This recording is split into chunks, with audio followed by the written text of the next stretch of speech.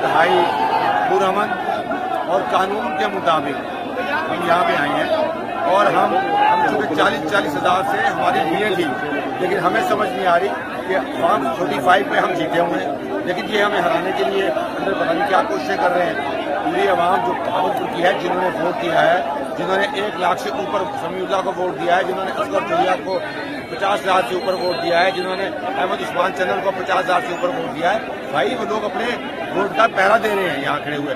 हम कानून और आइन के मुताबिक हर वो डोर नॉक करेंगे जिसकी फंडामेंटल राइट जो हमें इजाजत देता है, और कानून और आइन के मुताबिक हम अपना लाए। मेरी ख्वाब के मुताबिक आप तीनों हार गए, मेरी ख्वाब हो सकता है गलत है, आप क्या स्ट्रेटेजी बनाएंगे?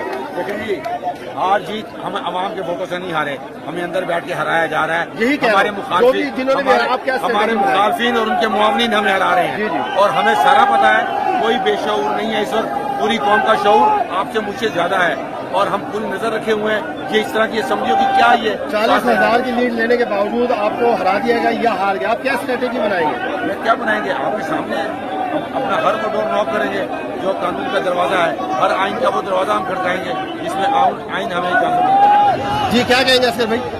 जी बिस्मिल्लाहिर्रहमानिर्रहीम। आज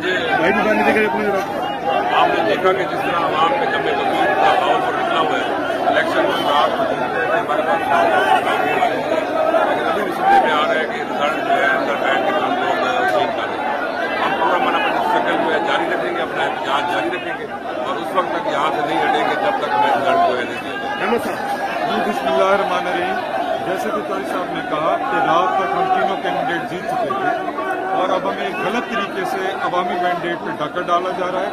हम अपना हर कानूनी आईनी हक इस्तेमाल करेंगे और जमहूरी तरीके से अपने आवाम के वोटों का पहरा देंगे। क्या करेंगे? क्या एनफोर्समेंट एजेंसियों के सामने आ जाएंगे? क्या करेंगे? हम आइन की बात कर रहे हैं, हम कानून की बात कर रहे हैं। आप मैं तो सिर्फ आपसे पूछा स्ट्रेटेजी क्या? हम कानून और आइन का हर दरवाजा खड़काएंगे। That's good.